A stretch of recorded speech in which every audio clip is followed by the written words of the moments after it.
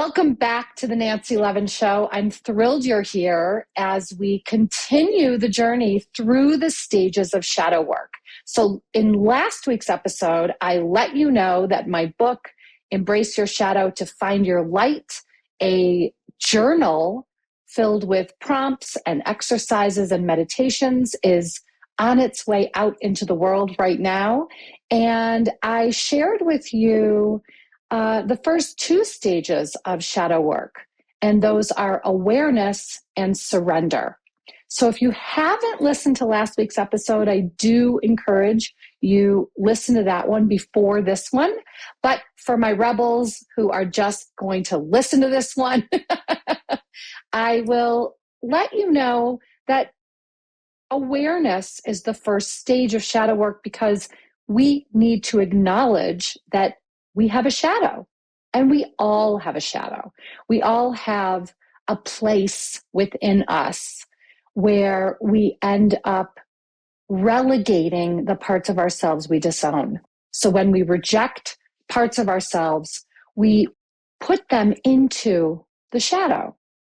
And very simply put, our shadow is our unconscious. Our shadow is the place within us where the parts of ourselves we don't want to be and don't think we are reside, as well as the parts of us that we want to be but think we're not reside. And the shadow itself is responsible for creating a fair amount of beliefs and commitments and circumstances that drive our life. And so this is why it's essential to dive into the shadow and harness the untapped resource and power it has available to us. So the second stage of shadow work that we looked at last week was surrender. And when I talk about surrender, I talk about releasing our willful stronghold around needing anyone or anything to be any certain way. And what surrender allows us to do is open up to a new way of being in the world as we are on this journey toward wholeness. So we get to shift the way that we have held ourselves. We get to really begin to see how we have been crafting a persona to put out into the world because we want things to be a certain way and we want to be seen a certain way. So that's where we were last week.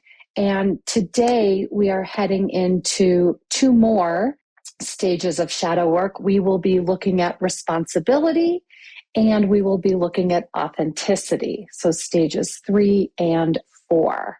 And these stages are pivotal in your journey toward embracing wholeness, embracing your true self, and living life on your own terms. So before we get going into responsibility, I want to remind you that you can get your own copy of Embrace Your Shadow to Find Your Light by going to nancylevin.com/journal. And when you do, you will also make yourself eligible to receive the free bonus gifts that I am giving you. So everyone who pre-orders, you get a free bonus gift, actually a series of free bonus gifts from me. So again, nancylevin.com/journal. So as we dive into responsibility and authenticity, these two stages are specifically around owning our actions and stepping into our true selves.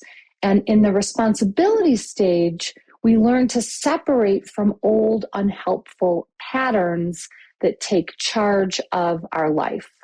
So responsibility is really about liberating ourselves from our triggers and connecting with the deeper emotions beneath them. And this stage begins with self-forgiveness.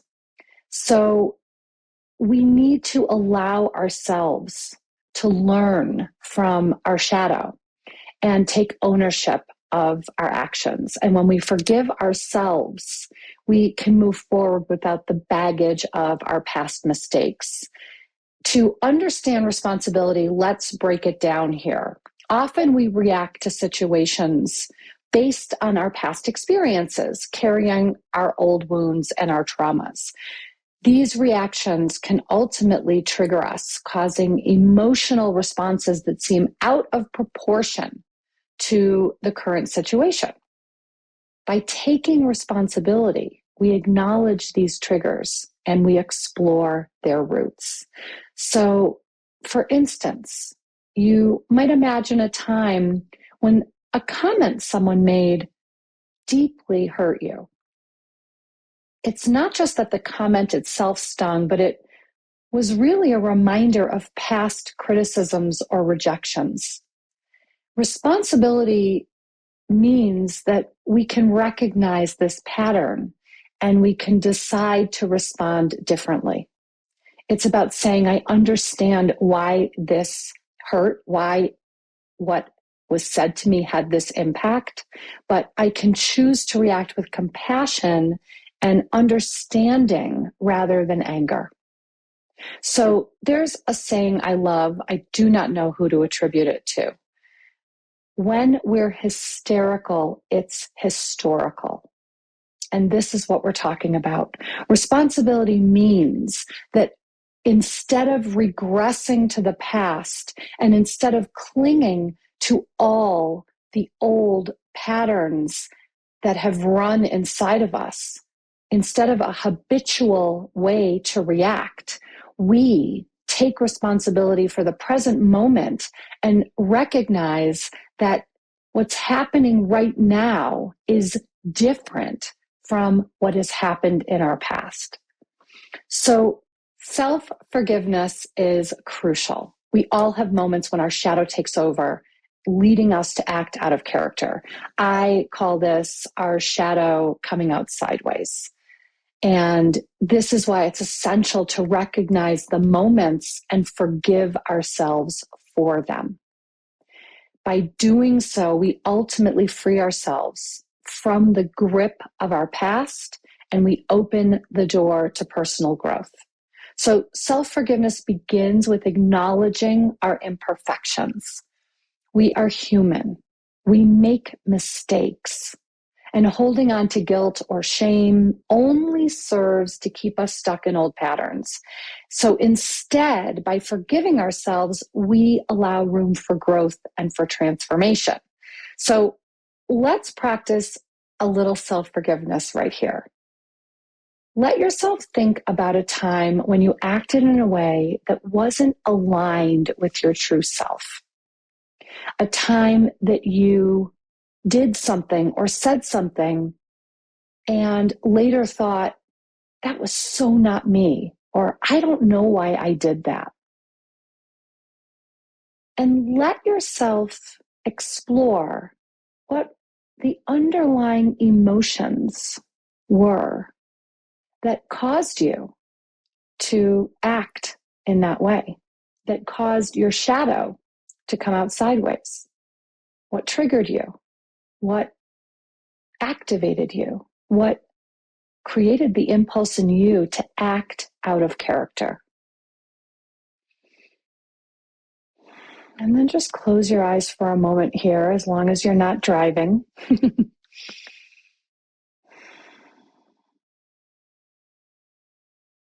And just gently say to yourself, repeat after me, I forgive you. You were doing the best you could with what you knew at the time.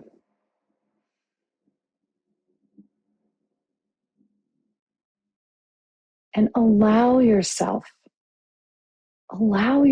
to feel freedom enter your body. Let yourself feel weight lift off of you as you begin to embrace self-forgiveness. Taking responsibility strengthens our core selves. It shifts our focus away from blaming others to understanding our reactions. And this shift ultimately empowers us to respond to situations in ways that align with our own true values. It's about moving from being reactive to being proactive.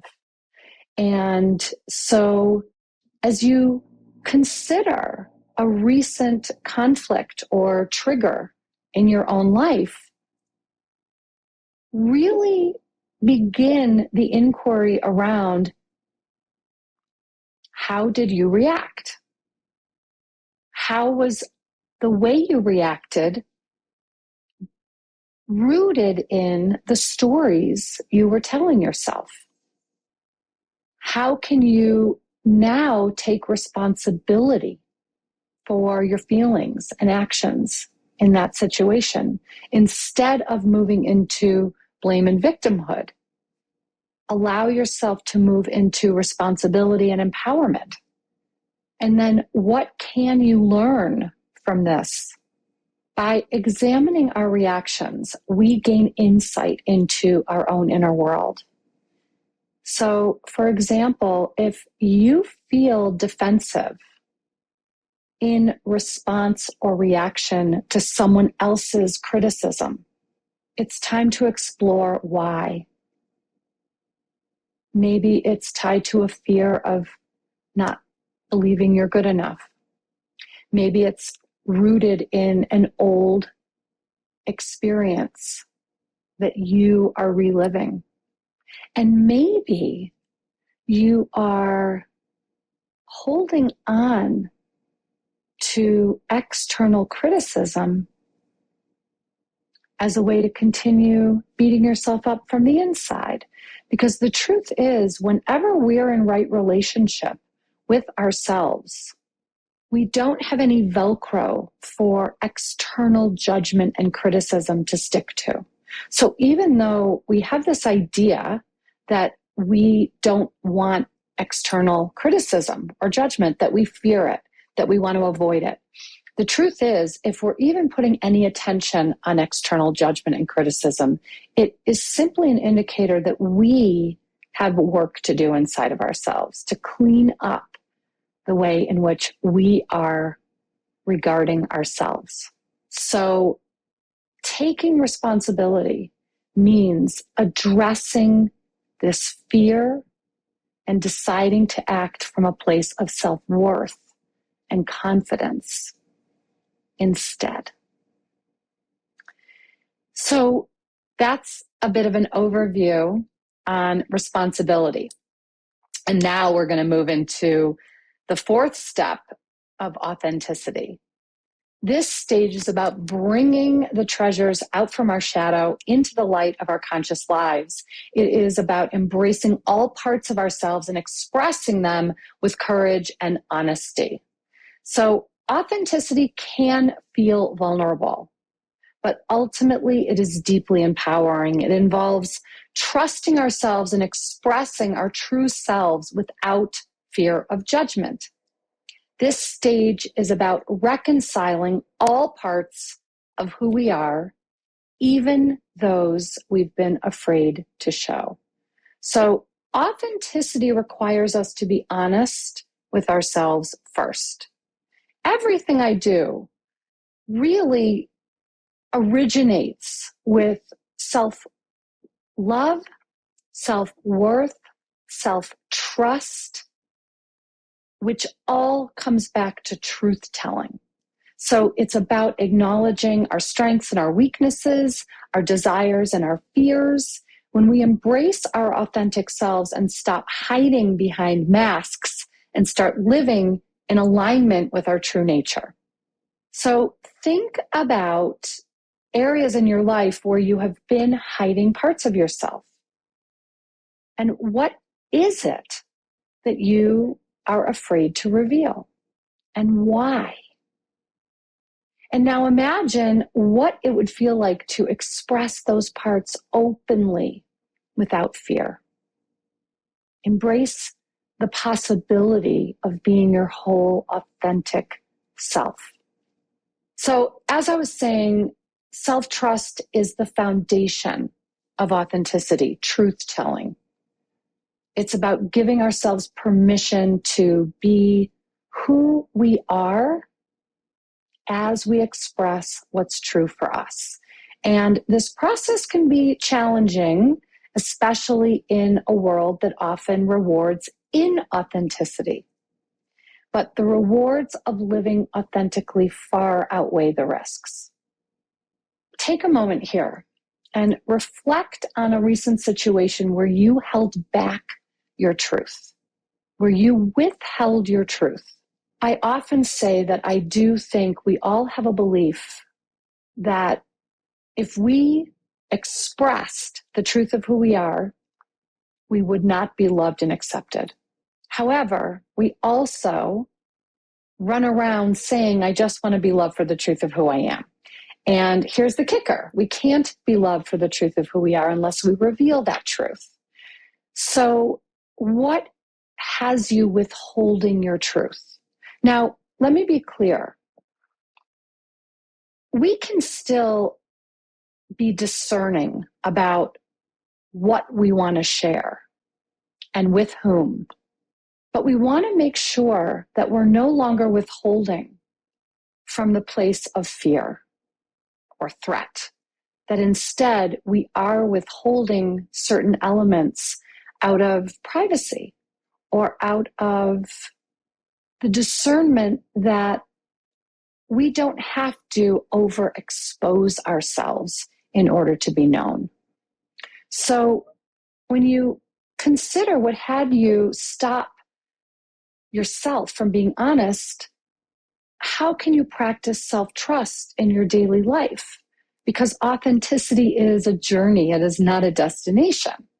And self-trust involves tuning into our own inner guidance and acting on it. So it means valuing our own opinions and feelings over the expectations of others. This can be challenging in a society that often pressures us to conform. However, each step we take toward self-trust strengthens our ability to live authentically. Authenticity is also about deepening our connections with others. So when we show up as our true selves, we invite others to do the same. This creates more meaningful and fulfilling relationships. Think about a relationship where you feel you can't be fully yourself. What holds you back? What keeps you in the relationship? What boundaries of your own must you cross in order to stay in that relationship? How can you start showing up more authentically in that relationship? And remember, it is a process that starts with small, honest steps. And when we are authentic, we create space for others to be authentic too. And this leads to a deeper sense of belonging with our connections. So instead of superficial interactions, we engage in meaningful exchanges that nourish our souls. So thank you for joining me today for stages 3 and 4 of your shadow work journey. As I mentioned last week, if you didn't listen to that episode, I covered the first 2 stages, awareness and surrender. That was episode 155. And next week, I will be exploring the 5th stage of shadow work, which is resilience. My book, Embrace Your Shadow to Find Your Light, is available at nancylevin.com/journal. And when you go there, you can get all the bonus gifts that I've got available to you. So I look forward to being here with you again next week.